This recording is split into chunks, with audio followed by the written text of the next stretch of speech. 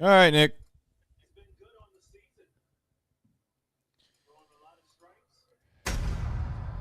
Need it. We need it. I need it. And by need it, it'd be nice. Yes, sir. I feel like also, for whatever reason, I don't know if you got this yesterday. Did you, was the audio clean on your end yesterday? I was a little hot. Okay, so you didn't hear any, like, issues, though. I didn't know if it was me. It might have been just my phone.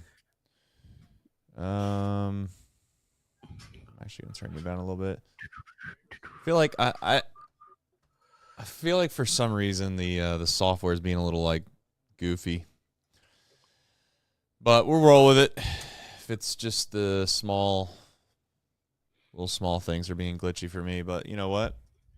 I'm sure if I closed it all down and reopened it, it would be fine. But it's just not worth it, is what I'm getting at. Unless a bunch of people are having some issues with the audio or anything like that, but I don't think that's the case. As far as getting synced up, I just seen a ground ball. Elly catches that ground ball. Elly throws him out at first base. So you're probably ahead of me by about 5 seconds. Yeah, let me get this stream up and going, and then I'll sync her up.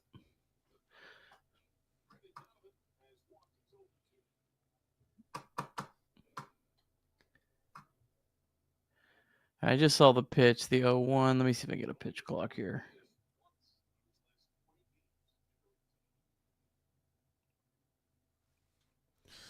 All right, I'm paused on 10 on the 0-1. 13, 12, 11, 10, bang. 9, we're good. 8. Ooh. All right. Man, that looked a lot worse than that. I like literally just hit play and that fooled me big time. I'm usually like pretty decent at reading that. That looked like it was like halfway up the moon deck there. Trace, did you see the halftime score for my Cleveland Cavaliers? No, I did not. I don't keep up with the association unless it's right in front of my face. They are leading the Miami Heat on the road 72-33. Wow. In an elimination game for the Heat. Is that it? Yep. That's it. There we go. That's it. 8:52. Bang. Bang. How about that, folks? No drama. No drama. Nothing I have right now works on the stream deck, so it's going to be a minute. But here we go. And a bench to bench. Change hit in the air to deep right field. Back goes Clemente. And the save. He's done. Get out of here, baseball. It's gone. Oh, my God. Can you believe it? Johnny Bench has tied it up. The Cincinnati Reds win the World Series in 4 straight. It was a sweep. In the dirt. It's a wild pitch. Here comes Foster. The Reds win the pennant. Larkins won the game. That ball is fair. Cincinnati's ahead. 2 games to none. Welcome, Joe Randa to Cincinnati. Adam Dunn has done it again. Benzinger backing and calling. And the 1990 World Championship belongs to the Cincinnati Reds. Marty, yes. This is Adam from Milwaukee. Hey, Adam, how you doing? I'm good. How are you? Good. Do you think Scott Chatterbox is a good player? Dunn up there with the bases loaded. The outfield deep and around toward right, and the 1-0 on the way to the plate. Swung on. Long drive. Right field. And this one belongs to the Reds. And a high drive. Hit back into deep right field.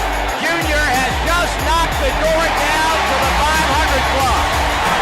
Benson's first home run is a walk-off winner. That ball had a family. And De La Cruz is, oh my goodness, look at this kid run. My, oh my, that is a triple. Matt McLain's first big league bomb. Spencer Steer's first big league hit is a home run to straightaway center field. Joey Votto's done it again. The pitch. Votto swings high in the air. Right field. Yeah!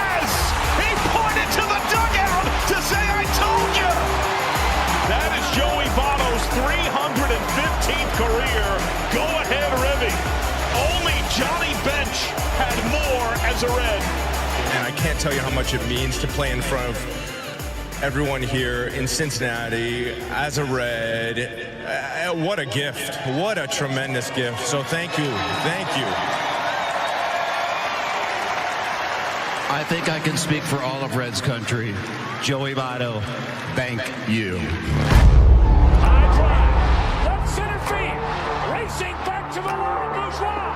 The Reds are National League Central Division champions. In the air, left center field. Did he? He did! He did! Reds win! Reds win! Line to the right field. Genius, the first Red ever with 4 home runs in a game. Can you believe it? In the air, down the right field line, doesn't have a chance. The Reds have won on a 3-run home run on opening day by Ramon Hernandez.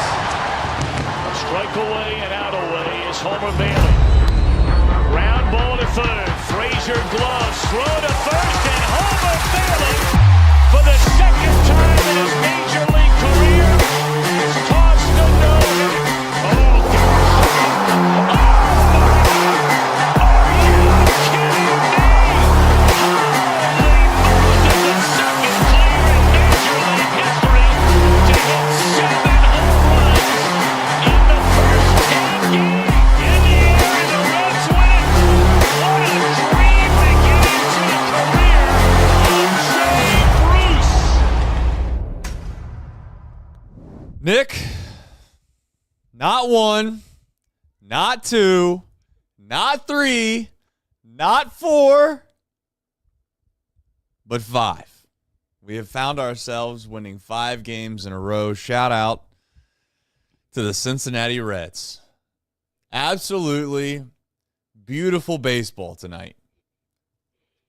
Genuinely. I'm not even being facetious, as they say. I would take baseball games if they look like this over a 12-10 game that many people would say was extremely exciting, went back and forth the whole game. Just clean baseball. Like almost what we've been begging for the last few years. Don't know if it'll hold out for the rest of the year, but they showcased it tonight, Nick. They showcased exactly. I'll tell you what they showcased. Exactly what the Brewers have been doing to this division for a long time. Yeah, you can win a lot of games with pitching. It's starting to come to fruition. 16-13 now. Yeah, Reds are playing, just good baseball. I don't want to jinx it, but it's been a pretty good run of just clean games, like you kind of mentioned. It's the same. It's been the same formula too. It's kind of a boring post-game show. I apologize, but I have on the back half your daily Lux Marte because it's the same. It's the same things we've been talking about for a week. But yeah, just really good to see Nick Martinez. We'll get into him. Looked really good today. And then this Reds bullpen, they just keep doing it every night. I think the story of the day, we'll talk about it here in just a bit, I'm sure, is defense in the bullpen. Martinez certainly don't want to scoff at what he was able to do, but I thought he was the benefactor significantly of those two things. And we'll obviously get into it. We always do a box score recap, in which we will do now, which is always presented by yours truly, Nick Kirby. We have any supers or anything?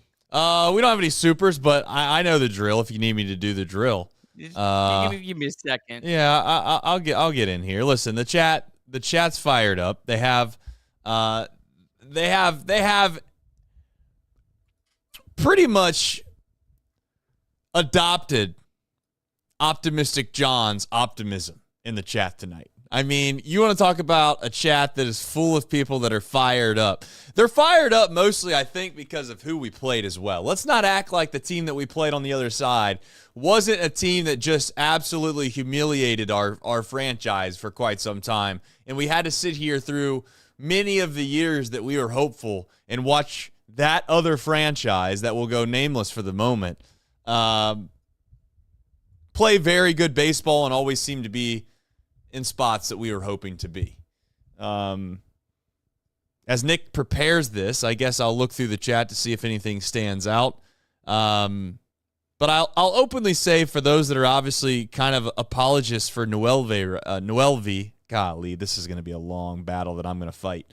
The apologist to Noelvi right now because of the way that he looks now versus what he looked before, I think very much is a key reminder of what young players sometimes look like.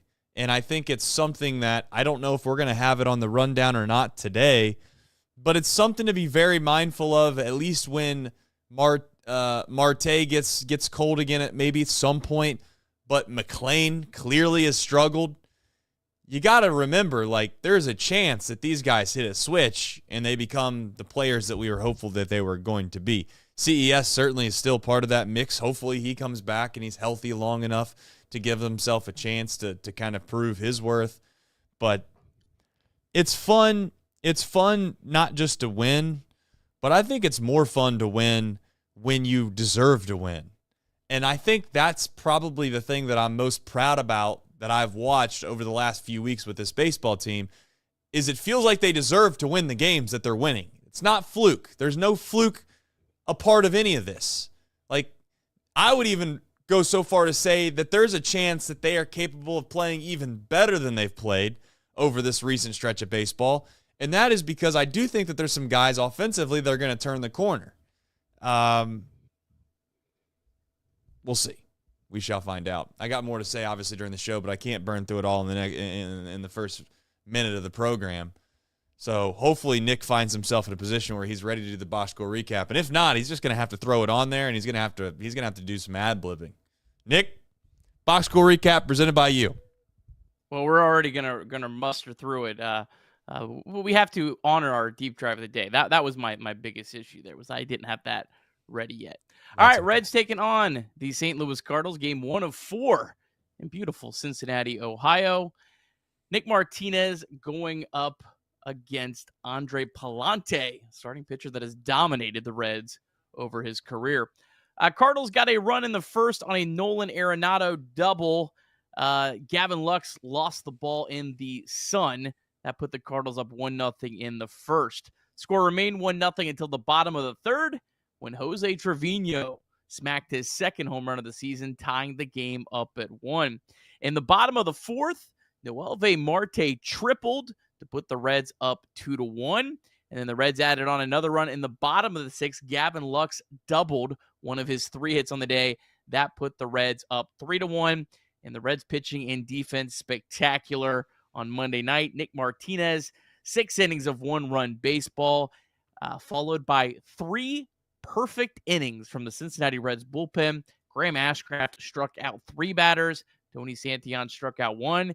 And Emilio Pagan notched his 8th save of the season. Your Cincinnati Reds have won 5 games in a row. Reds now 16-13 on the season. And the Chicago Cubs are off today, so that means the Reds 1 game back in the NL Central. What a story this guy's becoming, you know? What a story this guy's becoming. I must admit, I was a fan of Fernando Cruz. There's no doubt that many of us were. We appreciated the services that he provided us, but can we be honest? Can we be honest? Sometimes a trade works out for both teams. No one has to get fleeced, because this thing has been absolutely marvelous for your Cincinnati Reds. Jose Trevino homers for the second time of the year on a fly ball to center field that was 102 off the bat, 409 feet, and that would tie the game 1-1, jumping the winning percentage up 12%, making it 55%, and as we all would know, that would end up being 100% by the time it was all said and done. What else is known is that DSC is a leader in renewable commodities for biofuel production, specializing in used cooking oil collection, aggregation, and sales. Visit www.deepsouthcommodities.com for more information. And thank you to John and his team at DSC for the deep drive of the day. And thank you to the Red Legs for making some legit ones relatively recently. where to start? 5 in a row certainly is kind of going to be the headline, the storyline around all of it. But how do you get there is kind of the thought process that I have with some of this is how do you get to win 5 in a row? This team, 2 years back, obviously everybody remembers the 12 in a row, and that was a major staple in the middle of that summer, and it kind of just rejuvenated the juices, if you will, of Reds fandom. And I would say that very much of the same thing that happened back in 2023 has happened once again. And some might say, what are you talking about? This offense was anemic in 2023. This team was not going anywhere, it felt like, in 2023. They brought a couple guys up. They started playing really, really well. The lineup started to stretch and stretch and stretch, and you found yourself in a position where you started to believe. And the truth of the matter is that Noelvi Marte and Austin Hayes and now Gavin Lux have made themselves basically turn this offensive team into what was, and this is a fact, this is not hyperbole, what was the league's worst offense at times, has made them at least competent, at the minimum competent, which is all they really needed to be, Nick, because this bullpen and what has been the starting pitching that we knew we could lean on has been, for lack of a better term, they have lived up to the expectation. And the bullpen has been the X factor the same way it was in 2023.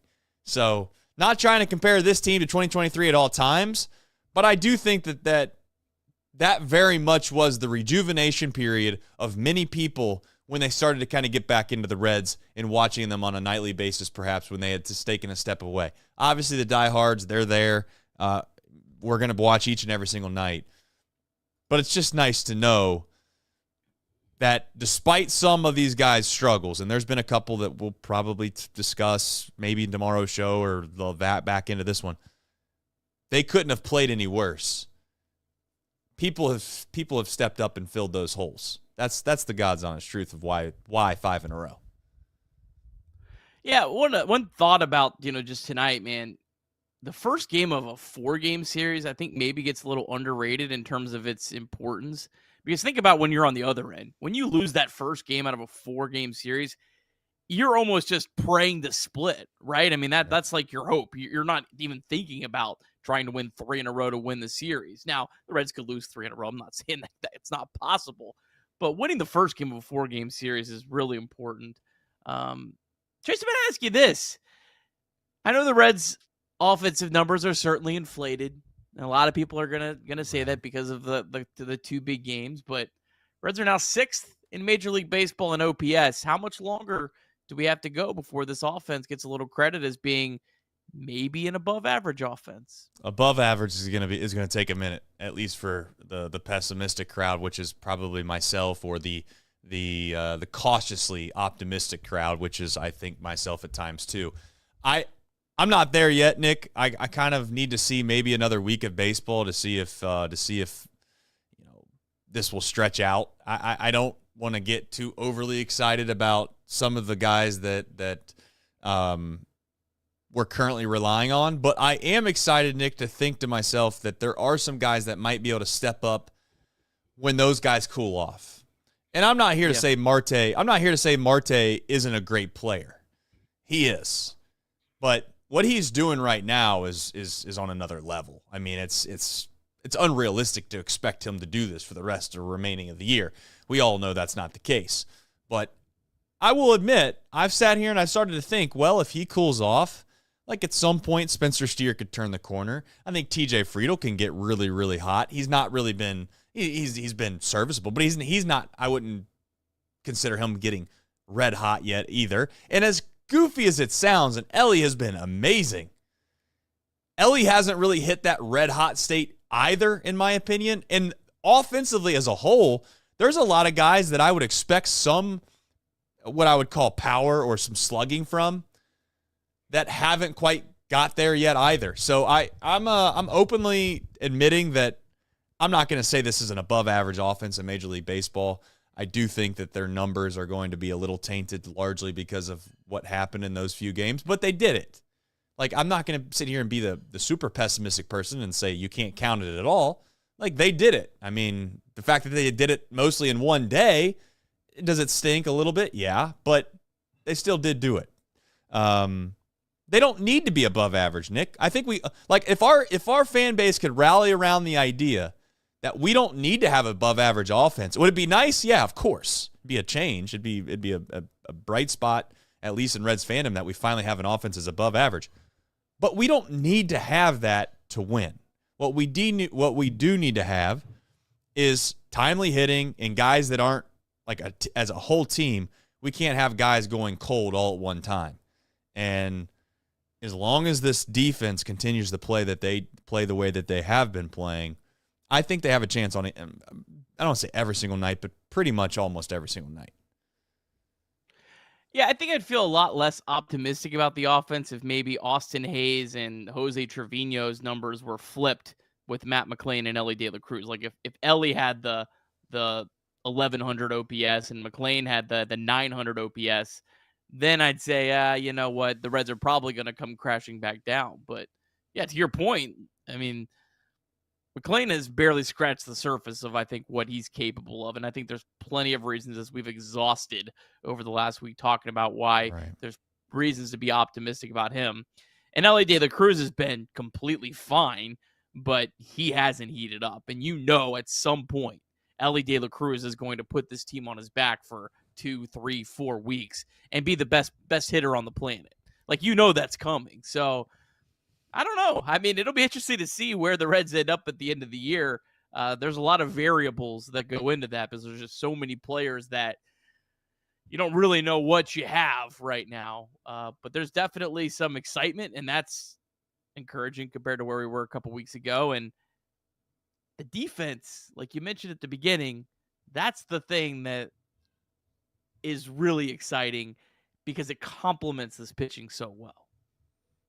Correct. It's the one thing that they need to be able to do in order for them, in my opinion, to make the postseason.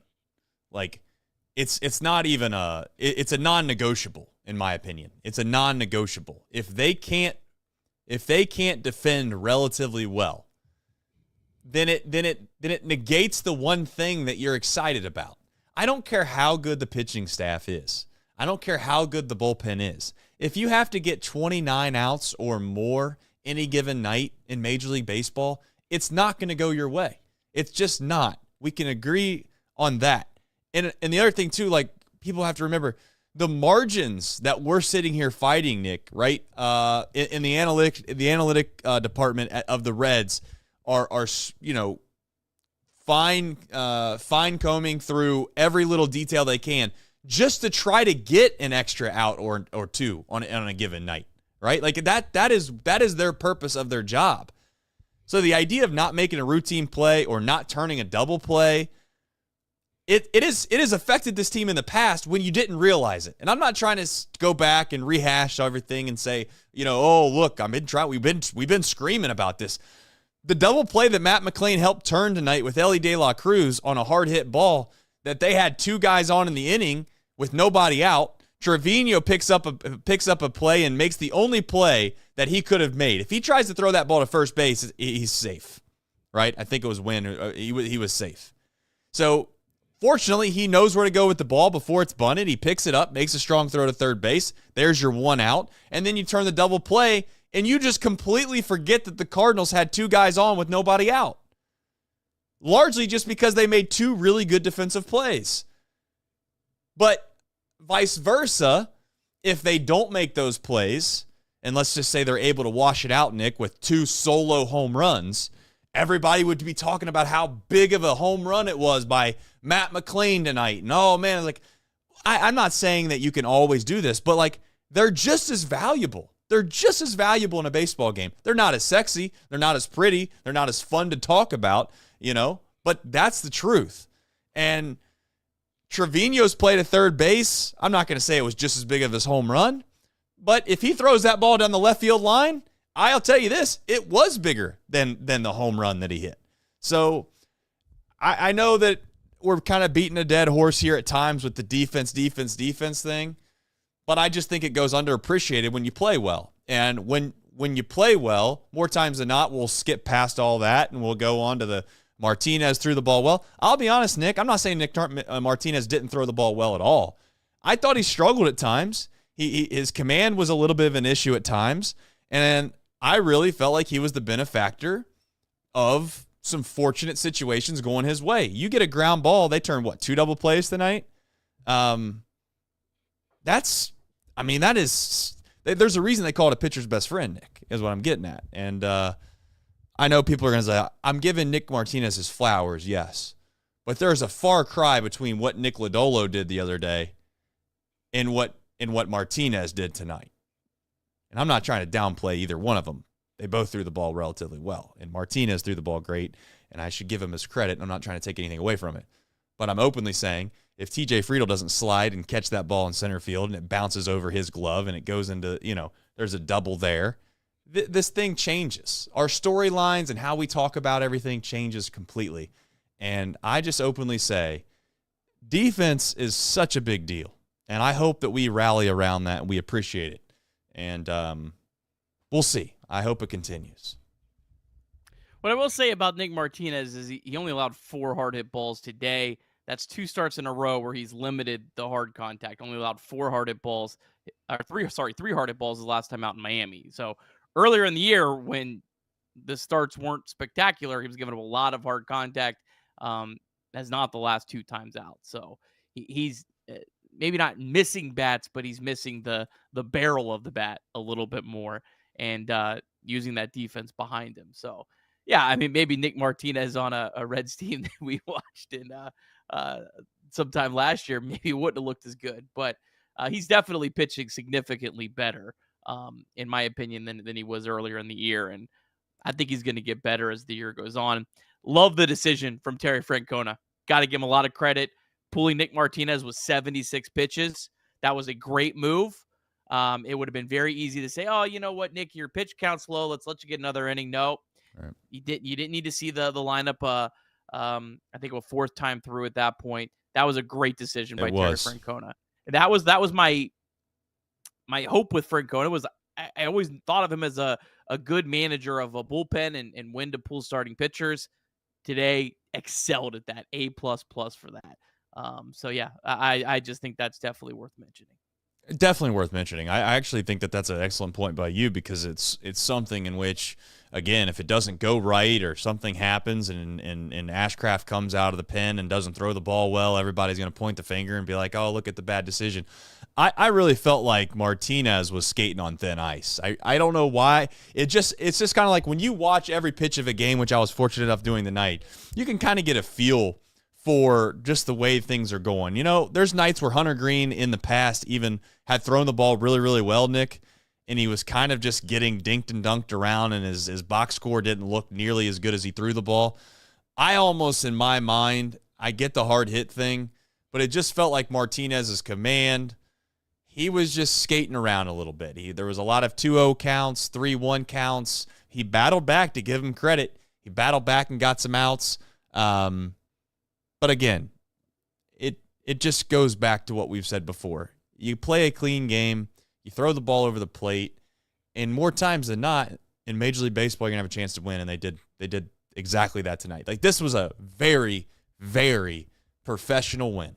3-1, wasn't even drama in the bullpen either. Like, that's no drama in the bullpen is crazy. I mean, none of us are used to that. And I'm not trying to kill Díaz on a show like this, and I'm not saying Díaz has been very serviceable, unbelievable bullpen guy at times, great closer at times. But, like, how many times do you see Díaz go out there and look the way that Pagan has the last few times? And I know Pagan has a chance to blow up, et cetera, but it's been a breath of fresh air there as well. Yeah, just adding on to your point about Martinez, in the last 2 batters he faced, he walked Brendan Donovan on 5 pitches. And then Nolan Arenado, who he got to ground into a double play, he fell behind 2-1 in the count. So, yeah, exactly.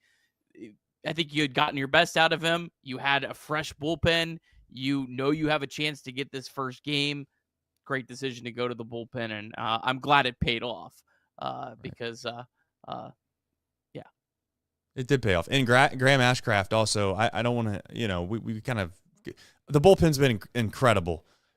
You know what I love most about kind of what Graham Ashcraft is about is the way that his attitude has been towards his role. And I think the thing that really irritated me in the past with some of the Reds players was these marginal players at certain positions deciding that they are kind of like, well, this is kind of where I want to play. This is my position. It's like, with all due respect, man, we're a team that's fighting to try to find ways to win. We're probably not good enough to sit here and say that this is your position and that's your position. Like, just do whatever the team needs you to do to win. How about that? Graham Ashcraft has dove headfirst into this whole put me where you need to put me in the bullpen thing, and he has been exceptional. And he deserves all of his flowers. All of his flowers. For a guy that was fighting not that long ago to be a part of the big three, and I say that in quotations, but he was talked about with Hunter Green and Nick Lodolo not that long ago. And for him just to say, you know what, if this is my role, I am going to go all in on it. He deserves every bit of his flowers. And I am so thankful that he's actually gotten rewarded for being successful out there, for having that attitude. Because he could have that attitude and not throw the ball well and everybody, crap on the guy. But it's not been that way. And I am just thankful that for somebody that's had the right attitude, it's gone about it the right way, to have the success he's had, fantastic. Absolutely fantastic. And the Reds bullpen doesn't walk anyone either tonight. I feel like, I don't have the stats in front of me, but I feel like the Reds bullpen has to rank pretty high in walk rate, in a positive way in walk rate. They're not beating themselves. When they've gotten beat this year, it's just been other teams putting good swings on pitches. They're not beating themselves at all. Yeah. It's, don't want to jinx it, but it is. I tell you what, the last 2 weeks have looked like a team that should make the playoffs. I'll say it. That's what they look like. Now, whether or not they do, we'll find out. But at the beginning of this season, the first, call it week and a half, they did not look like a team that could make the postseason, because there was not just the offensive side of the ball, but there was also plays in the field that we weren't making either. And I'll give Spencer Steer some flowers as well on a night like tonight. Everybody can get flowers. Spencer Steer has struggled at the plate. I thought that the double play that he hit into, I don't have the numbers in front of me, Nick, that was a well-hit ball. That's a ball, in my opinion, I don't have StatCast right in front of me. You might have it here in a minute and tell me that that was a hard hit. Just watching the broadcast, that's a little unfortunate. Caught a little bit of bad luck, turned into a double play, and he also made some good plays at first base. And that's all I can ask, is the guy can play a position. If Spencer Steer can play a position and play it relatively well, I'll live and die and see another day with Spencer Steer hopefully turning the corner offensively. But I can't have, as we've said before, we can't have guys that can't play positions and can't hit for obvious reasons. So, fourth hardest hit ball of the day. So, yep. Yeah, I mean, listen, the ball's 5 feet to the left, and I know if ifs and buts were candy and nuts, we'd all have a jolly good time. But if the ball is 5 feet to the guy's left, it's a big hit. Everybody's singing praises for how great of a job Spencer Steer did tonight offensively with the big hit. But it's just not the way baseball is. The only thing you can do at the plate is hit the ball hard. And if you hit it hard, then you got to live with the result. Speaking of which, one last funny thing about hitting ball. Go ahead. Sorry, I just have one last point about the bullpen just to round it out. Please do. Tony Santillan's only walked 4 batters in 15 innings now. Emilio Pagan has only walked 2 batters in 14 1/3 innings. Ashcraft has struggled a little bit with walks. I think a lot of that came in one game, but he's striking out a ton of dudes, so he's kind of making up for it. But Pagan and Santillan just throwing strikes at the back end, boy, that's refreshing. It's 100% refreshing, because let's face it, if you have decent stuff and you don't put guys on the base pass for free, more times than not you're going to do your job in a situation where you only need to hold a 2 or 3 run lead. And the issue that we've ran into in the past with we'll call it the bullpen, is that you have a 3-run lead and you walk 2 guys to start the inning. And yeah, I get it, you can strike the next 3 guys out, but you can also easily give up a home run, and it's all for naught. So, all right, we got some super chats to get to. Obviously, game time in just a moment, and 988. I'm going to do the super chats first because I started lining up out the door as soon as we kind of got to our spot where we started the show.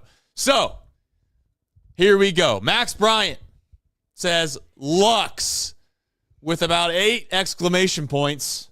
Why he stopped at 8, I don't know. Maybe he's a fan of the Big Red Machine. Maybe he stopped at 2 next time for Lux's number 2, but he's got 2 likes, so we'll count that. Jacob Doyle said, check out the starting pitching free agents from this past year. Flaherty, Haney, I can't see. Lorenzen, probably only better value than Martinez. So he's back on the train. He's back on the train of, hey, this whole $20 million thing. Here's where I'm at with that. I was thinking about that today. I am going to pump the brakes on that whole thing and not overreact one way or the other till, we'll call it the back end of the year to figure out what that all looks like. I still do think, and I could be wrong, they'll never admit it, I still do think the Reds kind of took a chance and they were like, you know what, we could kind of, that comp pick would be great. He's not going to do a 1-year deal. He did it. So be it. And to be fair to you, Nick, you've said this all along. Who cares if you ever pay guys for a year? Who cares? Why do we care? He's not a part of the Reds next year. Candelario signed next year. So that's the one that everyone's really mad about. It's 1 year. If it blows up, it blows up. I enjoyed watching Nick Martinez pitch today. And come back to me in August. If you still believe that this was a terrible contract in August, then we'll talk. But the Nick Martinez contract was not about April. You didn't sign Nick Martinez to help you in April. He's to help you over the course of a 162-game season, and you can never have too much pitching. I'll say it all. Say it till I'm blue in the face. You can never have too much pitching. Yeah, I mean, I'm with you. And I also, as we've said before, we've done the same song and dance way too many times. These guys, the worth, whatever they're worth, we're going to make that judgment on the back end of this year, right? To put it in a microcosm of a baseball game, how many times at the end of a really close one-run game do we have a discussion on what happened in the second inning? Not all that often. It's usually what happens in the 8th and 9th inning. Probably what's going to happen at the end of the season as well. All right. Carlton Van Hoy with a 20 bomb says, can Nick Krall finally get some respect put on his name for building a team that can compete nightly? And for the candy contract people, his contract is barely a major league salary. Barely a major league salary might be a stretch. That might be a stretch. Less than Frankie Montas this year. Well, he's a starting pitcher, but who's counting? Shows how cheap out ownership has been. I think he meant our. Michael Roth with the bomb comes in and says, oh, hello, ATOBTTR. Times 5. I think you read that exactly how Rolf wanted you to read it too. I hope I did. I try to do that. I try to muster up the courage of the people that super chat and come in with the energy that they deserve. Ricky chimes in and says, they said we lost at the Castillo trade. Also, remember when people were mad about Trevino trade and extension? You remember that one? Yeah, listen, you got to get your pops off while you get them, you know? Listen, you guys, this is a fun battle in Reds fandom, you know? It's like a punch, counterpunch, sucker punch at times. Max Bryant donating to the fund for Tito's water to get turned back on. What a wild thing that is. Imagine being a multi-millionaire and having your water turned off because you just didn't pay the bill. Seems kind of wild. Also, thankfully my wife pays all the bills and I don't have a clue what I'm doing in my life. But how long does it have to go before you don't pay your bills where they turn it off? I figured you'd be getting warnings and stuff. Like you'd be getting that seems like an essential. They said 4 months, I thought. Oh, he hadn't paid the water bill for 4 months, Tito? He thought the auto pay was up. Well, I mean, clearly the man isn't checking the bank account. He's not living paycheck to paycheck, clearly. Yeah. Lives a different life than I do, brother. Yeah. He's not. He doesn't. You mean to tell me Tito doesn't get a statement and they're like, golly, the trash was $74. They've raised the rate? Goodness gracious. He must not do that. Jade Tinsel, he's right after RD711. I'll get to him in a minute. But RD711 chimes in religiously and says, and this one belongs to who? It belongs to the Reds. That's who it belongs to. Jay Tinsel then chimes in and says, when Lux rounds third and Marte sends him home, it gives me dirty feelings inside. Okay. Okay. Bonk. Both have chiseled jaw lines, and I want to feed peeled grapes to Marte. What is happening? Oh, no. You're going to see, this is why I can't do shows like this, because I get myself in trouble if I just started letting things rip. Jay Tinsel, thanks for the super chat. Bryce says hashtag ATOBTTR. For those that don't know, that means that this one belongs to the Reds. All right. What do you got? We have we have one more. Optimistic John tried to submit a super chat. Please. But YouTube would not let him. And I thought, you know what? Optimistic John on a day like today, he gets a free super chat. So Optimistic John wanted to let us know that TJ Friedl needs to bunt more. Okay. Big fan of the bunt.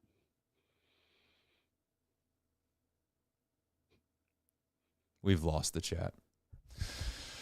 All right. I can't believe this. Chiseled jaw lines. Feeding dude grapes. What are we doing? All right. I'm sure when the folks and the reps at the marketing department of Game Time were thinking about doing something with us, that's what they were thinking. Right off the heels of that super chat, here we go. Game Time. They are the official ticketing partner of Chatterbox Reds. That is for now. That is for now. If you're looking to go to the ball yard, and it looks like some people right now aren't planning on going, but I do know this. Maybe, perhaps, if you're tired of watching the new Sky Cam, you got to see it after every other pitch. I never seen somebody more in love with something in your life than that producer was with the Sky Cam. But I will say, if you want to go down and see it in person, there's no better place to turn than the Game Time app. Download the Game Time app today. You can use the promo code CBOX. That's CBOX. You can get $20 off your first purchase. Terms do apply. Maybe if you're looking to possibly go down to the ball yard, get some good food. Nick, get you some hot dogs, some peanuts, and maybe even some Cracker Jacks. Right. Download the Game Time app today. Use the promo code CBOX, CBOX. You can get $20 off your first purchase. Terms do apply. 2 clicks, you're in, you're out, Nick. And it's secure. That's everything I want everyone to know. It's secure. When you're on there, you're looking for the tickets. You know what? You know that you're going to get them when you buy them. That's kind of a big deal. So, Game Time's the official ticketing partner of Chatterbox Reds. Please don't forget to use the code CBOX, CBOX. 988, text and or call. Anytime, day or night. It's okay to not be okay. Please visit mantherapy.org as well if you ever need some help. You never know. You never know. Even when life's great at times, there are times where you're still feeling lonely, still feeling like you need some help. And you know what? That's okay. There's a place to turn to for that, and we're here to tell you 988 is a great resource. Back half of the rundown. Who leads it off? None other than Jose Trevino. This guy has I'd say he has basically secured himself in a spot now, Nick, where I think he's got to be, hear me out, the everyday catcher for the foreseeable future until he goes ice cold. Am I crazy for saying that? I mean, I'm not saying Tyler Stephenson when he comes back isn't going to play. There's plenty of opportunities for Tyler Stephenson to play, to be very clear. But I'm going to let Trevino get he's going to get a little bit of leash. Right now, yes, I agree with you. I would say pump the brakes a little bit. I do remember this time last year The conversation was, should Luke Maile be the starting catcher when Tyler Stephenson was struggling? And that did not age very well throughout the year. So, I mean, I love Jose Trevino, what he's doing. I think his defensive value is absolutely a big deal. Offensively, I don't think he's going to be able to keep this up, but I do think he is going to capitalize on this ballpark, like we talked about the day that he was signed. His StatCast numbers clearly showed that he would hit more home runs in Great American Ballpark. So I think his offensive numbers will be significantly better than they were last year. I still would bet that he is a below average hitter by the end of the year, but that's fine. He doesn't have to hit. So we'll see. A lot of it's going to depend really on Tyler Stephenson too. Like, how good does he look offensively? Because Tyler, I don't know what the number is, but a 90 WRC plus from Jose Trevino might be better than a 110 WRC plus from Tyler Stephenson. I don't know the exact numbers, but I think it's somewhere in that ballpark. Yeah, you're talking about the defensive, what you gain in defensive prowess with Trevino. Maybe you make up with a little lack of offensive power that Stephenson would provide. I like Tyler Stephenson. I think Tyler Stephenson is going to have a role no matter what on this team based off of where everything stands right now. So if you are a Tyler Stephenson fan, this is no way of me saying that he doesn't belong or he needs to sit and wait his turn. None of that. Tyler Stephenson is going to catch multiple times a week. He's got an opportunity to DH from time to time. He can play first base from time to time. You could have Tyler Stephenson in the lineup 6 out of the 7 days a week, and I still think give Trevino a good amount of run as the catcher. And I just would say, you just don't mess with a good thing while it's going. That's kind of where I'm at with it. You don't mess with a good thing. And maybe I'm overvaluing Trevino right now, and I would very much say that the back of his baseball card would 100% suggest that, Nick.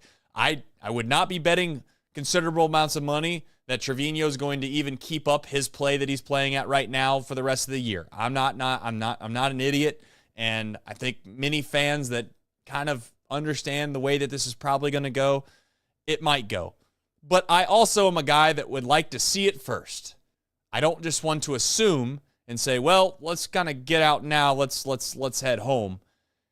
I don't know about you, Nick, but when I'm at the casino, if I ever do go to the casino, that is, if I'm hot and I'm winning, I don't just walk away from the table. I gotta lose a little bit of money. Not a lot of money, but I gotta lose a little bit of money, and then I'm like, okay, my run in the sun is up. It's been a good one. I'm out of here. Right now, we're on a heater with Trevino. Let's see how long this puppy will ride. I kind of agree with you, and I kind of don't. I don't agree with you if we're talking about offensively, the way Trevino's hit. I'm not even hesitating to, say that's not going to last and try to get the upgrade. Now, defensively, do I want to mess with what Trevino is doing with the pitching staff? That is what I think probably has more of the impact in terms of not trying to mess up a good thing. Because I think that is what has a chance to be sustainable. I don't think the offense is sustainable. Well, it just depends on how long it takes for it to dip off. I mean, we'll find out, obviously. But it's nice to see Trevino picking up the slack that Tyler Stephenson wasn't available to provide us. If nothing else, he's provided us what we would be thrilled to death of Tyler Stephenson being while Tyler Stephenson's been gone. And you know who else has done a really good job of that too is Espinal. He doesn't get as much praise at times on this show, or maybe in this in this fan base. The casual fan probably doesn't even know who Espinal is, but I'm being honest. Like, I mean, if you ask the casual fan that goes to 1 or 2 games a year, if they know who Espinal is, they probably don't. But they're valuable pieces to this team, and they deserve their flowers. All right. You have Daily Lux and Marte on there. Yeah, that's what it's become. Who's the brighter spot? I would say it's Marte, largely because of the expectation I had for him coming into the season. But not because of production over Lux. Lux has been fantastic as well. It's just that I kind of expected Lux to be kind of a guy, at least a guy that was going to be plug and play, and I expected him to at least produce. I had little to no hope with Marte. And it's almost funny that getting pleasant surprises in life is almost kind of more rewarding than the thing that you expect to have happen. How many times have you woke up, Nick, and been excited that the sun came out? Not many. That's my point. Every day, Trace. No, you don't. I had high hopes for Gavin Lux too. I think he's performed a little better than I expected, but like a 911 OPS, that's not. I was expecting him to be over 800, probably over 850. Right. It's kind of the way that he's done it is a little surprising. Like the 352 batting average, that to me is kind of wild.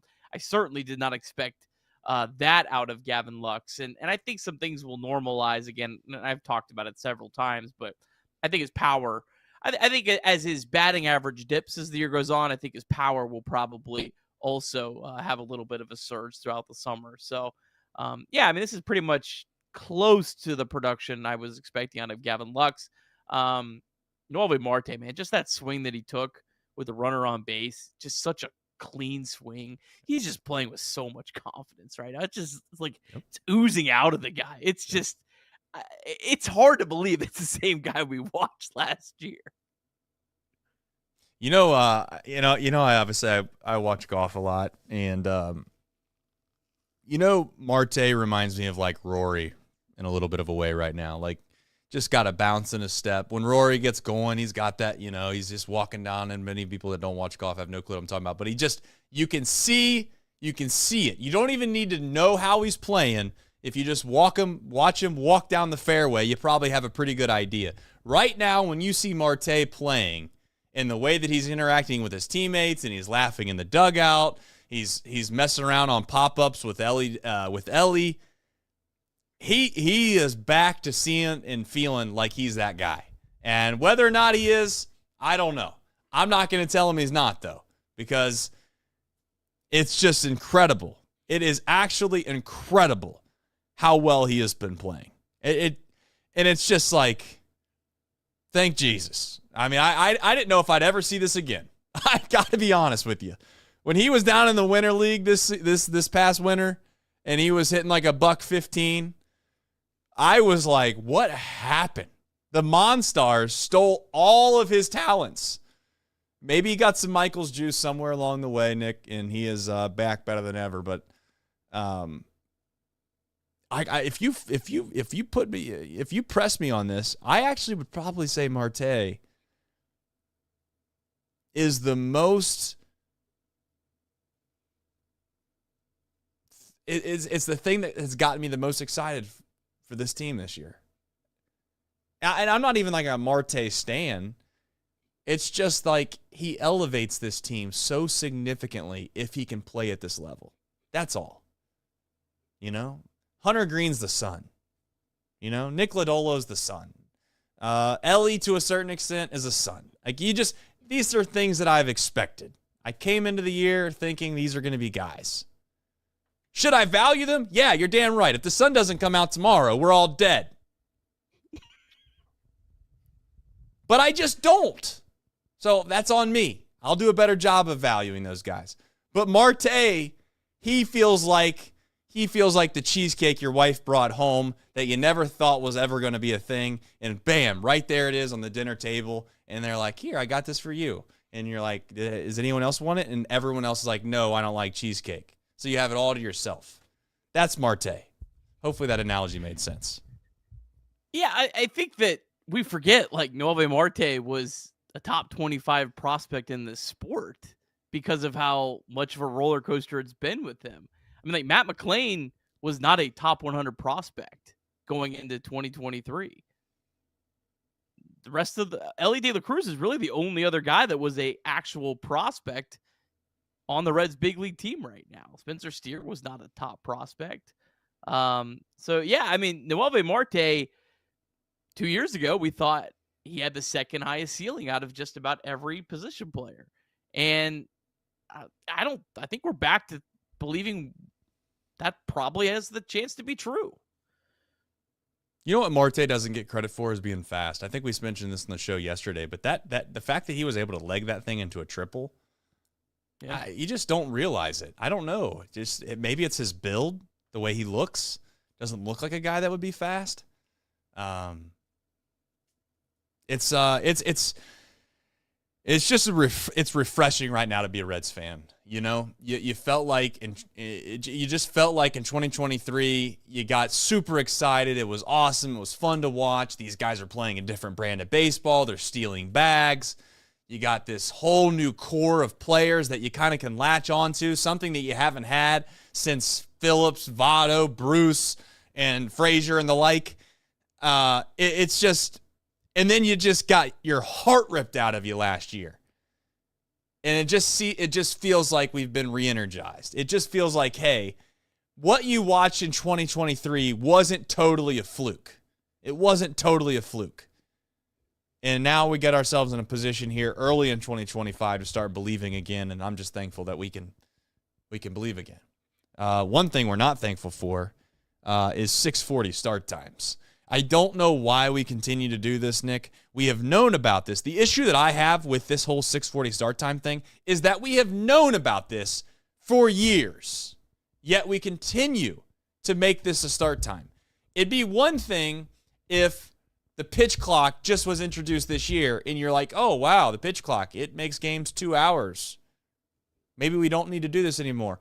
Or maybe Tommy Pham's out here just complaining, telling everybody that it's the world's worst spot to play left field anywhere at 6:40 Eastern, which is in Cincinnati, Great American Ballpark. It hasn't bitten us yet totally, but the other thing that stinks about this is that if you don't go 1, 2, 3 in the first inning, Nick, by the time the other team's left fielder has to go out there and play, they're in the shade. It literally can only hurt us almost. It's damning, to be honest. I'm with you. I mean, the game ended at 8:52 today. Like, do we really have to start games at 6:40 when the games end at 8:52? And I mean, wow, huge crowd at Great America Ballpark. I'm glad that we accommodate the 8,000 people. Oh, there was actually 15,000. Shout out to that. It's not like they're getting big crowds because they're moving this game up to 6:40. It's just hard to believe that they're going to have a different attendance number if the game's at 7:10.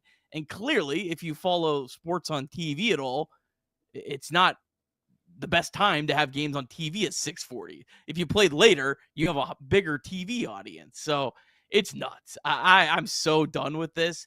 And just watching Gavin Lux, yes, he probably doesn't catch that ball. I think there was a chance. The ball hit the bottom of the wall, and he was playing pretty deep. But nonetheless, like the fact that you have to have your left fielder look confused and you tweeted out a picture of him, like with his face, like, why are you making your right fielder look like that? This game was 2 hours and 10 minutes, Trace. 2 hours and 10 minutes. Come on. This is ridiculous. Yeah. I mean, I don't know. I just thought it would have been fixed by now. I really do, because this has been complained about already. Like, we have already gone over this, yet we don't do nothing about it. And maybe someone smarter than me is going to tell me exactly why they need to do the 6:40 time over the 7:10 time. Maybe it's because in the earlier in the year they're worried about the weather, and you start a game at 7:00 on April 28th. But they do this all year. Like, they don't have a good reason outside of that they did it 3 or 4 years ago because of time, if I had to suspect, and they've just not changed it because it's just not been on the radar, and it should be on the radar. Like, if nothing else, Nick, you're spending all this money to try to win games. Why are we trying to make it harder for us, which it statistically has been proven clearly to be difficult on the top of the first inning team in the field to try to play left field? Now, it's only left field, to be fair. It's mostly only left field. Center field's got a little bit of an issue, but it's not nearly as bad. Sun sets quite literally right into the left fielder's eyes. And I'm with you, Nick. I don't think Gavin Lux catches that ball. But I'll tell you this, Nick. He doesn't catch the ball if it lands 10 feet behind him. So what's that? What I know people are thinking like we're overreacting here, and maybe we are, but like it could be the difference. I mean, it could be the difference. They lose a 1-run game in today because you can't catch a pop fly, and then you're fighting for your playoff lives at the end of the year, and no one's going to talk about the fact that it's 6:40 start times were a small reason why. And shout out to Francis on Twitter. He's at the ballpark tonight. Sent me a picture at 7:09. I believe this must have been the start of the bottom of the second because the Cardinals are out in the field in perfect shade. So, yes, because you went first, yeah, they actually got through an inning and a half, but you lost a half inning in the shade, and the Cardinals got to play easy left field. So at some point, you keep doing this, it will actually bite this team really bad. Like there's going to be something that there's going to be a play with the bases loaded and 2 outs, and it's going to like cost 3 runs. And dip it in the bud now. And if you're going to keep doing these 6:40 start times, then spend some money and figure out how to shade the left fielder. I don't know, put up some giant black sign in right field that shades the sun. I don't know, but it's ridiculous. Gavin Lux should not have to look like that out in left field in his home ballpark. It'd be over the home plate area, Nick. I don't know if you're wherever it is. If you've ever really if you ever think I'm about not a science, scientist. Clearly not. I don't know. I mean, if you ever think about where the sun gets in your eyes when the ball gets hit, it's certainly not down the right field line, Nick. But who's counting? Dr. Doback in the chat does ask a good question. He says, "Is it an MLB thing or a Reds thing to start at 6:40?" It's a Reds thing. Like, it's a Reds thing. So I'm not trying to like kill people, but I'm just saying like it's something they could easily fix. And for the grace of God, please Almighty, please somebody send the heavens down and tell whoever it is. We probably know who could make the decision, but whoever it is down there at Great American Ballpark, let's change the start times in 2026. Okay, please. All right, end of rant. Didn't cost us, but it very much could have. All right, couple supers here before we get into Reds MILB. Roth, coming in with another bomb, says, I took my 4-year-old son to their batting cage. He was impressive. He's hitting them 35-mile-an-hours. He needed a break. I stepped in the cage. I was feeling myself murdering baseballs with a wooden bat. Left with 2 blisters on my hand. I'm old. Don't worry. Nick's just probably going to get that pillow. Turn his microphone, turn his video off. Don't worry about him. Ross, he chimes in and says, stop saying Trevino isn't going to keep these numbers coming. We're Reds fans. We're supposed to have unrealistic expectations. Got anything to say to that? Probably didn't hear it. Trevino what? He said, stop saying Trevino isn't going to keep those numbers coming because we're Reds fans. You're supposed to have unrealistic expectations. Everyone gets on me for unrealistic expectations. And then when I try to have realistic expectations, they still get on me. I can't win. That is true. All right. Steve Reynolds chimed in with a super chat that said nothing on it. My guess is he wanted to say something. So please, Steve, in the chat, put what you were going to say. If you had something to say, please do that. I'll get to that in just a second. Taj Simmons said, Trace, use this for fireball shots when we win 3 of 4. I will. I will go to the store and get some of those just for you, Taj. 3 of 4 is going to be a humongous thing if we're capable of doing it. Rolf then chimes in and said, super for Michael's secret stuff. No doubt. Hey, Noelvi got some Monstar energy. He just lost all of his powers, and then he came back out of nowhere again. I got to go to the live chat and see if...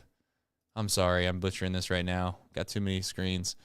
Steve Reynolds. Does Steve have something to say? I really want to know. I don't think I've ever seen Steve in the chat or super chat before. So if Steve just didn't know how it worked, not a big deal. So throw it in the chat, Steve, if you'd like me to read it. All right. Been through a lot. If you haven't already, please do me a favor. Like the stream. There is a significant amount of people in here, and I just want to say thank you. Thank you. Thank you for supporting us in this show. If it's your first time joining in, welcome. Please like the stream. Scientifically proven to basically let the Reds win their next game. That's kind of where we're at. That's what happens on this show. The other thing it does is it lets other people know about it, suggests it to people. I don't know. Something good for the YouTube algorithm for all I know. But more importantly, thank you for spreading the word. That's probably the fastest way this show grows is people saying, hey, have you ever checked these guys out? Send the links out to the friend groups of Reds friend groups that you have. And who knows? Maybe we'll one day experience something truly special in this town all together because that's what it's all about. Reds MILB. Nick, those 6:40 start times, they make it nice and fun, I'm sure. Well, it's Monday, so they don't play. So we're just going to go through your top performers down on the farm, give you a little update of what's going on. Tyler Callahan continues that. Well, he's got 4 home runs for AAA. Sal Stewart, how about 9 stolen bases already for Sal Stewart? Continuing to play well. Hector Rodriguez is the hottest hitter in the Reds minor league. He's got a 12-game hitting streak, hitting .386, .992 OPS. Carlos Jorge, .431 on base percentage down with the Daytona Tortugas. He's playing well. And Carlos Sanchez has probably been the brightest surprise so far offensively for the Reds minor leagues. He's reached base in every game that he's played. He's got an OPS over 1,000. Former top 30 prospect that fell out of the list last year, but looking like a top 30 prospect once again.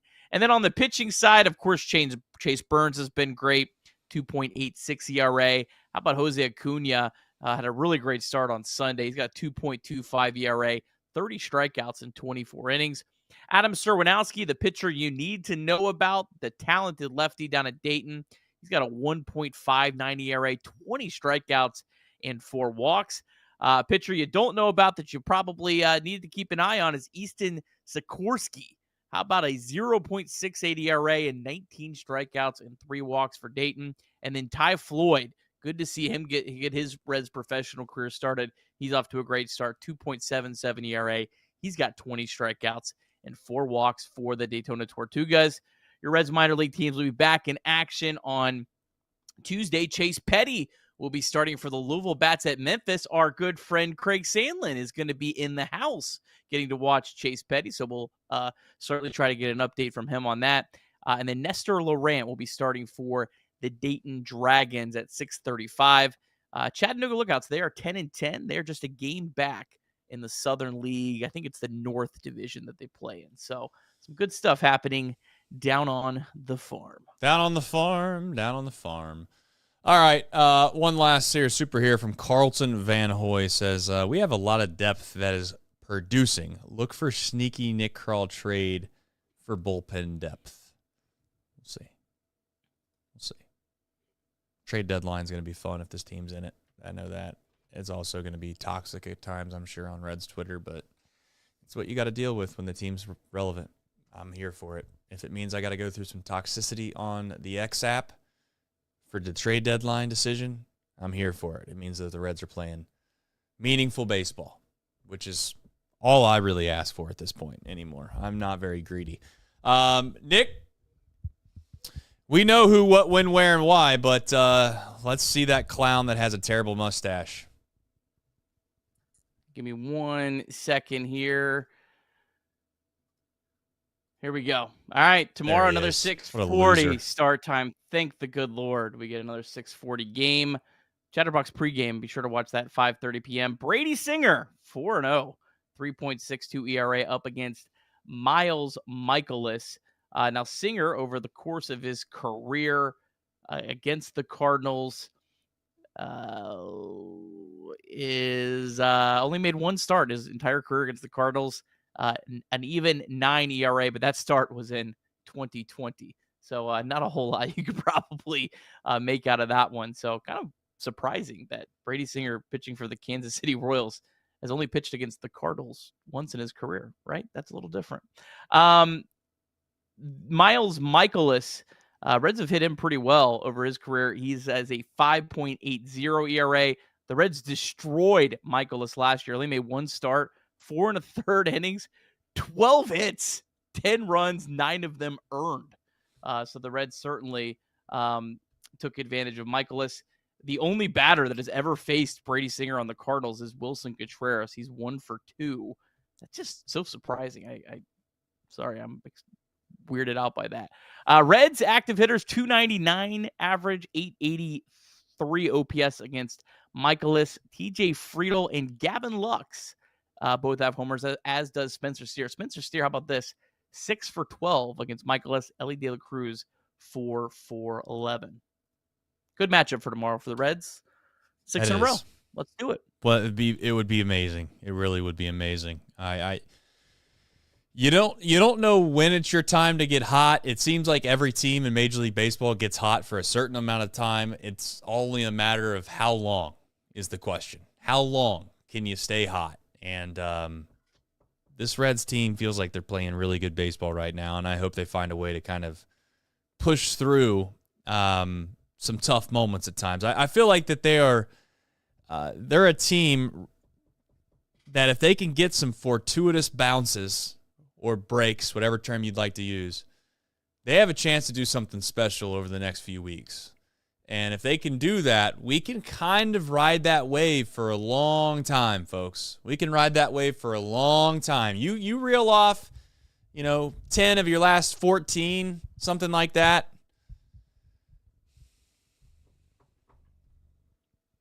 I might get really excited. I need the Rockies to win tonight. 3-3 game. I mean, I need that for our take yesterday. Yeah, gotcha. You're already rooting God, for takes. I need it. I need it. Yeah, always rooting for takes. What kind of person would I be? There's that.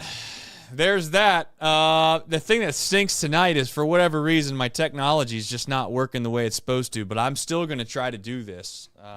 It's going to be a little sloppier than it has been in the past, but doesn't mean that we can't still do it. It just means this that chat likes sloppy tonight. Oh man, this show is off the rails. Chatterbox After Dark. We used to be a proud show, We used to really be able to kind of what I'd like to call break down the games and kind of keep our head on a swivel and not get off track. There goes Nick. You know what they say about Nick? You can never trust him. All right. Never. Nick? It's that time.